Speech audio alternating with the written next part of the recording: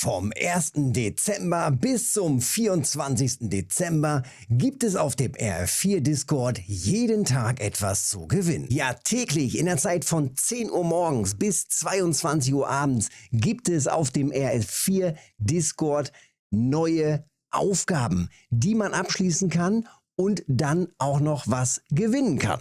Die Aufgaben gehen über alle Gewässer. Das heißt, jeder kann mitmachen in jedem Levelbereich. Sei also direkt mit dabei, denn am 1. Dezember geht's sofort los. Und ich zeige dir hier jeden Tag um 10 Uhr, welche Aufgabe es heute gibt. Der Link zum RF4 Discord befindet sich direkt unter dem Video. Genauso wie auch der Link zum Feierabend Discord. Hier könnt ihr euch hervorragend miteinander austauschen und euch über Spots informieren.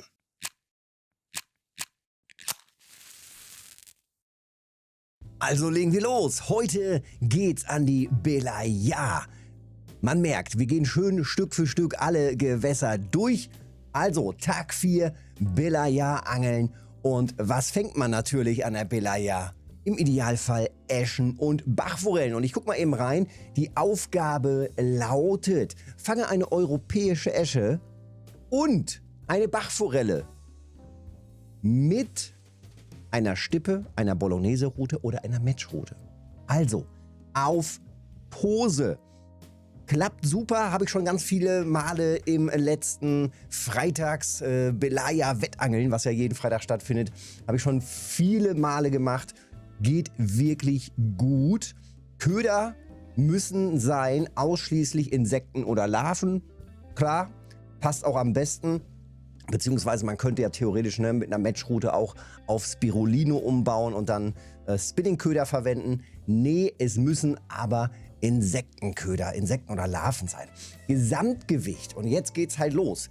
Das Gesamtgewicht der beiden Fischarten gewinnt. Also 2 Fische fangen und die beiden Fische sind im Idealfall beide Super Trophy. Sagen wir mal einfach so, wie es ist.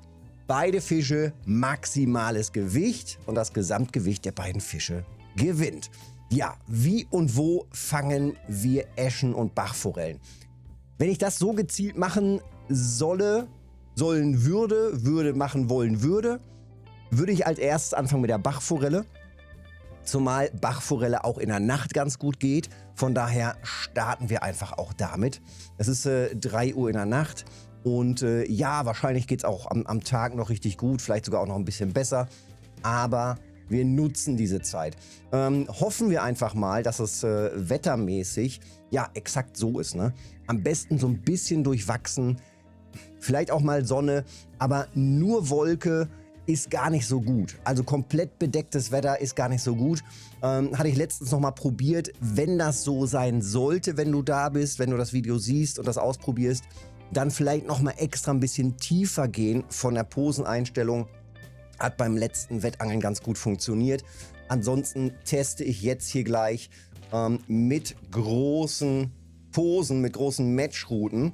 Also ich gehe meist hier zu diesem Stein und der Bequemlichkeit halber, weil man dann eben schnell abstellen und aufheben kann, nehme ich hier auch einen Rodpot mit und dann schnappe ich mir hier, ich glaube, ich schnappe mir erstmal nur 2 Posen, weil mit der dritten wird es dann irgendwann stressig. Ja, vom Setup her baue ich mal einfach direkt alles so auf, wie ich das machen würde. Ich würde sagen, gehen wir mal ein bisschen dicker rein hier mit 7,8 Kilo Fluorocarbon. Und dann nehmen wir hier allerdings auch ruhig mal einen 1,0er Haken, deutlich größer. Wenn du meinst, ja, ist ein bisschen schwierig, 1er Haken wäre auf jeden Fall auch eine Idee. Darunter würde ich, glaube ich, nicht gehen. Mistkäfer und Grashüpfer. Klassische Kombination, kann man gut machen. Und dann gehen wir hier mal, fangen wir mal an hier mit 50 cm Tiefe. Und das stellen wir schon mal hier ab. Nächstes Setup. Gucken wir mal direkt rein. Auch hier gehen wir natürlich vom Vorfachsmaterial runter. Beziehungsweise ich verwende ja auf den Posenrouten immer komplett, weil ich aber auch die dicken Rollen habe.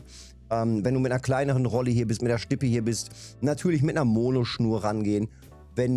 Wobei Monoschnur bei der Stippe plus Fluorocarbon würde ich machen. Das Wasser ist super transparent, die Fische sehr scheu und auf Sicht halt eben eingestellt. Deswegen auf jeden Fall auch Fluorocarbon verwenden, auch bei der Stippe. Und ansonsten eben Fluorocarbon komplett oder Monoschnur als Hauptschnur, geflochtene, je nachdem wie viel Schnur bei dir drauf passt. Wenn du mit 200 Meter Schnur hier stehst, bist du ganz locker oder kommst du da ganz locker mit aus, sollte dicke reichen. Und dann, wie gesagt, auf jeden Fall aber Fluorocarbon hier verwenden. Ja, das passt hier sogar schon, das lasse ich auch so wie es ist. Und hier nehmen wir mal Dasselfliege und Eintagsfliege. So, und auch hier gehen wir flach rein. Ich fange auch hier mal an mit 50 cm, erstmal zum Testen. Und dann geht vielleicht später eine Route weiter nach oben und eine weiter nach unten. Ja, und dann geht es los. Ruhig, jetzt sieht man natürlich nicht so viel. Da hinten sieht man so ein bisschen die Birken durchschimmern. In diese Richtung ist es immer gar nicht so schlecht. Und dann ruhig ein bisschen weiter rauswerfen. Guck mal da, die Happy Hour geht los. Zack, zack.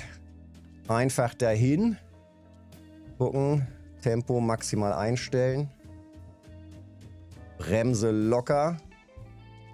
Wir wollen ja hier nichts abreißen. Und dann mache ich aber mal wieder Licht an. So.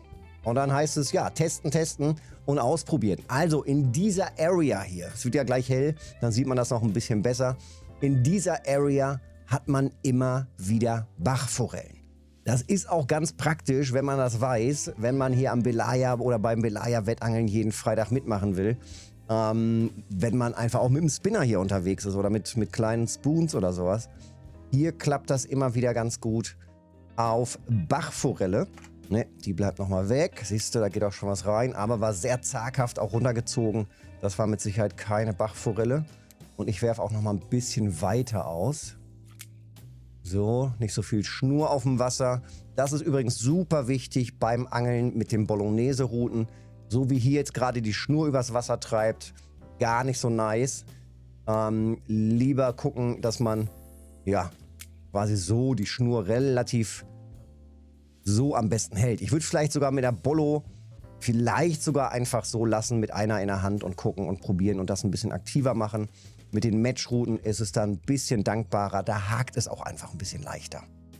Ja, jetzt heißt es natürlich Köder testen und probieren. Ich weiß natürlich jetzt auch nicht, was hier geht. Ich teste das jetzt hier live einfach für dich, was hier geht und was nicht geht. Wenn etwas gleich nicht geht oder wenn es zu zaghaft alles ist, zack, zack, zack, Köder wieder wechseln, ändern, andere Position und so weiter, wie man das halt so macht. Andere Tiefen natürlich auch testen. Ich lasse die immer bis hier vorne, ungefähr gleich bis zum Busch treiben. Und dann hole ich sie rein, wieder da hinten raus bis zur Birke. Und dann gib ihm. Ja, in verschiedenen Entfernungen natürlich auch testen, also in die Tiefe hin, weiter raus, eher im Nahbereich natürlich auch noch testen, dass man dann einmal alles abgefächert hat. Jetzt nehmen wir die mal zurück hier schon mal. Die andere noch im Blick behalten. Zack, siehst du, da geht was rein. Und das ist halt der Vorteil mit dem Rodpod. Es gibt einfach immer Stellen, wo du hier stehst und dann nicht schnell genug abstellen kannst. Darum nutze ich hier einen Rodpod super gerne. Also ohne Scheiß, für mich die meiste Daseinsberechtigung beim Posenangeln vorm Grundangeln noch mit dem Rodpod. 1,4er Esche, das ist schon mal ganz gut. Ich würde sagen, mindestens 2 bis 3 Kilo würde ich anpeilen. Ansonsten wird das wahrscheinlich nichts mit dem ersten Platz. Ich vermute einfach mal, dass es Spieler geben wird, die beide Fische als Trophy rausziehen werden. Ist wahrscheinlich jetzt auch nicht so, ja, so unwahrscheinlich ist es nicht, sagen wir es mal so. Also das wird es mit Sicherheit geben. Ich lasse das ja auch nochmal, das ist mir noch nicht genug getestet. Nochmal ein paar Würfe machen, auch nochmal ein bisschen weiter raus hier und dann, genau, also grob diese Area, wenn ich mit dem Spinning unterwegs bin, werfe ich genau auch hier diese Birke immer an, ziehe jetzt hier diese Area dann durch. Und genauso jetzt eben mit dem Posenangeln. Also die gesamte Area hier immer wieder auch sehr gut für die Bachforelle. Wir sind hier auf der Map. Genauso teste ich aber auch immer mal wieder hier die Area für Bachforelle. Kann man auch gut machen. Nee, stimmt gar nicht. Weiter hoch, hier oben ist es. Der letzte Zipfel. Die Area. Oder auch manchmal genau in der Mitte, wo das Radio steht. Auch da den Bereich laufen wir ja gleich nochmal dran. Hoppala, beide runter. Und da hängt schon was. Na siehst du, und das ist halt der Vorteil von den Matchrouten, ne? Das ist halt crazy, wie gut das immer hakt. Und sowas kriegst du dann eben. Sowas kriegst du dann eben mit. Na, guck. Die hat sogar noch richtig Bock hier. Mit den Bolle-Routen passiert das halt nicht, ne? Jetzt gucken, hoffe ich, dass ich beide auch noch bekomme. Einfach nur, um zu wissen, auf welchen Köder die reingehen. Was haben wir hier? Einen Döbel. Naja, gut. Und schnell die andere. Das war jetzt gerade auf Dasselfliege und Eintagsfliege. Und jetzt hier wieder auf Mistkäfer und den Rapfen. Na, guck. Da werfen wir noch mal ein bisschen weiter raus. So. Aber es funktioniert. Also, es läuft hier ganz gut. Ich hätte noch gerne jetzt hier eine schöne große Bafo. Und dann bin ich doch schon ganz zufrieden. Und dann geht es gleich rüber zu einer Stelle, wo man wirklich sehr, sehr, sehr gut immer wieder auch regelmäßig die Eschen fängt. Zack, da geht nochmal richtig einer runter. Und da ist sie doch. Also, die erste Bafo hier an der Stelle. Das war jetzt nicht ganz so weit rausgeworfen und locker hier vorne halt rausgezogen. Also wie gesagt, das Testen in der Tiefe eben auch super wichtig. Und hier war es jetzt gerade die Köderkombi mit Mistkäfer. Wenn du natürlich keine Köderkombi kannst, jeden Köder einzeln testen, ist natürlich klar, ne? Einer der beiden Köder wird es dann sein. Man fängt die übrigens auch selbst auf dem simplen Regenwurm, auch durchaus möglich. Nochmal einen Döbel. Der Döbel mag, warte mal, wir können auch eine andere Kombi mal testen hiermit. Der Döbel mag ganz gerne auch die Grashüpfer. Ich mache mal hier die Dasselfliege nochmal mit drauf. Auch so da vorne hin. Ja, das war jetzt nicht ganz so weit ausgeworfen. Aber man hat natürlich riesen Vorteile, wenn man schon die Köderkombination kann. Auch hier machen wir das mal so. Maikäfer und Dasselfliege. Oh, Moment. Ausschließlich Insekten oder Larven. Insekt. Okay. Ich dachte gerade, die Dasselfliege. Ist das eine extra Kategorie oder nicht? Nee, passt alles. Ausschließlich Insekten oder Larven. Kann man also machen. So, letzter Test hier. Dann geht's gleich weiter. Zack. Also wieder auf der Kombi hier. Dann geht's gleich weiter auf die Eschen. Nochmal eine kleine Bafo. Ja, also hier muss man jetzt einfach nur ein bisschen Sitzfleisch haben. Vielleicht auch ein paar Köderkombis testen. Das war jetzt auf 50 cm Tiefe. Bei dem Sonnenschein auch durchaus möglich, einfach mal höher gehen. 40, 30 cm Tiefe oder sowas in dem Bereich.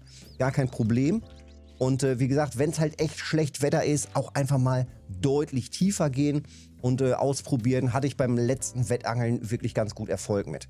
Ja, hier der Bereich muss man nicht unbedingt testen. Man kann natürlich auch von hier aus nochmal so in Richtung Stein werfen. Also könnte man auch durchaus machen, muss aber nicht zwingend. Hier die Area teste ich so gut wie nie.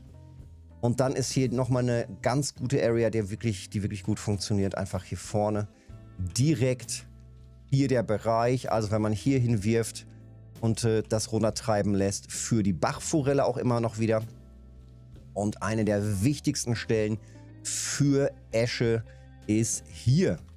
Hier klappt das eigentlich immer, ob das Spinning ist, Topwater und so weiter für Äsche. Also ich verwende jetzt hier einfach die gleichen Köder. Zack, zack, beide raus. Machen wir mal die eine ein bisschen weiter vielleicht. Und dann gucken wir mal, was hier so geht, ob hier was reingeht. Vielleicht direkt, wäre doch nicht so schlecht. Einfach so in diesem Bereich und dann grob hier in Richtung Stein treiben lassen, aber natürlich nicht ganz so weit, ne? Wenn man bis da hinten zum Stein will, kann man natürlich auch noch weiter nach links laufen und gut ist. Für alle, die mit einem feinen Setup hier unterwegs sind, natürlich zusehen, dass man, wenn man im Drill ist, den Fisch immer schön Richtung Steinwand da hinten drillt, so lenken. Also wenn er nach rechts wegziehen soll, der Fisch, dann nimmt man die Rute und drückt sie nach links. Also der Fisch flieht ja immer vor der Rutenspitze sozusagen. Und wenn er dann eben nach oben hin abhaut und man ihn nicht halten kann, rennt man natürlich vor und schmeißt sich dann in die andere Richtung, damit er wieder runterschwimmt. Also hin und her einfach immer gucken, dass man den Fisch lenkt. Gerade speziell natürlich, wenn man mit feinem kleinen Bollo-Setup hier unterwegs ist. Man kann das durchaus, nicht gehakt, man kann das durchaus mit dem ganz billigen Bollo Startset machen. Das kostet 60, 70 Silber. Mit nur 3 Kilo Bremskraft. Ist natürlich tricky. Ist wirklich tricky. Aber ist auch eine coole Challenge. So, ich werfe noch mal ein bisschen weiter aus. Das war jetzt hier vorne in diesem Nahbereich eher. Jetzt geht es nochmal ungefähr 2 Meter weiter nach hinten. Oh, man sieht das so schlecht, ne? Man sieht das so schlecht, ey. Schwarze Posen siehst du schlecht, bunte Posen siehst du am schlechtesten hier. Die weißen gibt es am Weihnachtsmarkt, die weißen Waggler, die Pomor-Waggler. Hoffen wir also mal, dass es dann in diesem Jahr dann wieder losgeht. Wahrscheinlich so in der Woche kurz vor Weihnachten wird das dann irgendwann wieder den Weihnachtsmarkt geben. Na guck, also das hat noch ein bisschen gedauert jetzt. Viel Testerei. Mehrere Sachen, die ich jetzt gerade geändert habe. Einmal die Tiefe, das müssen wir uns gleich mal angucken. Natürlich auch die Köder. Aber das passiert. Ich habe jetzt hier bestimmt gerade 5 Minuten, 5 Minuten verschiedene Köder probiert und verschiedene Tiefen. 60 cm Tiefe jetzt gerade genommen. Na, ist das was? Ja, auch noch was drauf. Und auch hier nochmal wieder gänzlich verändert und auch nochmal feiner reingegangen vom Vorfach. Also das passiert natürlich, dass man dann eine Köderkombination hat. Ich habe jetzt gerade bestimmt 6, 7 Mal, 8 Mal ausgeworfen, nichts ist passiert und ja, ein bisschen was geändert. Also zum einen die Vorfachsstärke sozusagen, Fluorocarbon nur noch mit 5,5, feiner reingegangen. Hakengröße bleibt, wir wollen die dicken Brocken. Dann hier auf immer noch ja, andere Köder natürlich, hier wieder Dasselfliege, Eintagsfliege und in dem Fall hier jetzt auch nochmal auf 60 cm. Zwischendurch hatte ich allerdings auch schon mal auf 30 cm Höhe eingestellt. Kann man natürlich bei Sonnenschein auch nochmal testen. Machen wir hier jetzt auch einfach nochmal. Also nochmal weiter raus. Jetzt haben auf einmal beide hier in Kombination mit der Eintagsfliege beide jetzt auf einmal die Esche geliefert. Ja, war gerade, wie gesagt, echt so ein Ding, wo ich dachte, na nu, will der mein Eschenspot hier nicht? Doch, doch, er liefert. Also man muss eben bloß gucken, was wollen die Eschen gerade und wo sind sie? Also in welcher Höhe sind sie unterwegs und welche Köderkombination ist dann die beste? Ja, so viel zu der Aufgabe. Man muss natürlich auch wieder viel rumprobieren. Ja, vielleicht machen wir auch nochmal ein Turnier. Wäre natürlich auch eine Möglichkeit, dass wir das dann an dem Tag auch noch hinkriegen. Und wie beim letzten Mal dann vielleicht in der letzten Stunde kurz vor Abschluss hier dann auch nochmal die dicksten Brocken fangen. Ansonsten kann man natürlich hier den ganzen Tag über die Belaya rauf und runter rennen und dann eben mal richtig schön mit Pose auf Esche und Bafo gehen. Und ja, es klappt richtig, richtig gut. Also es macht richtig Bock. Natürlich geht das hoppala auch richtig gut ab. Ah, zu spät. Wenn man natürlich ein bisschen dickeres Setup hat und hier die Doppelköder-Kombination hat. Also von daher mal ran hier ans Posenangeln.